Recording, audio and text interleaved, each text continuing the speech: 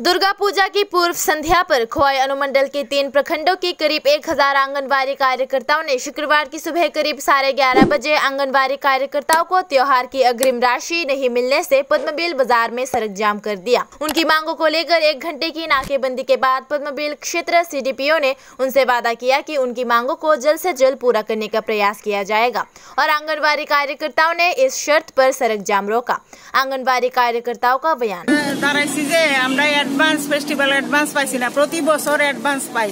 আজকে 30 বছর ধরে চাকরি করতেছি, অ্যাডভান্স সবসময় পাইছি, কিন্তু এই সরকার আয়া সেরা আয়ার পরে কিছুদিন আগে আমরা মেসেজ পাঠাইছে অর্থ দপ্তরের নির্দেশ, আমরা পাইতাম না অ্যাডভান্স, বুঝছেন।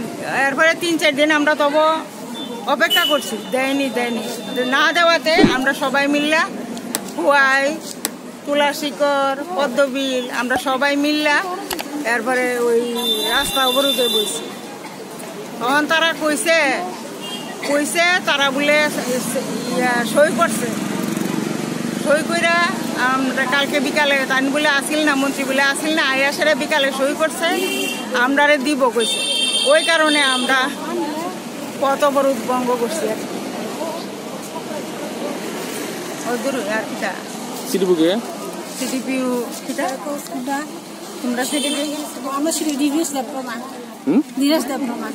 দেববর্মা তো ওসিদ জমাতিয়ান না, এখন সাজা আছে, ওসিদ জমাতিয়া অজিত জমাতিয়া হ্যাঁ, তাই কি কইছে? তাইনে কইছে মন্ত্রী নির্দেশ দিছে দিব কইরা আপনারা পথ অবরোধ তুললেন, এরপরে দিয়া 2-1 দিনের মধ্যে আপনারা ঢুকে যাবেন কইছে।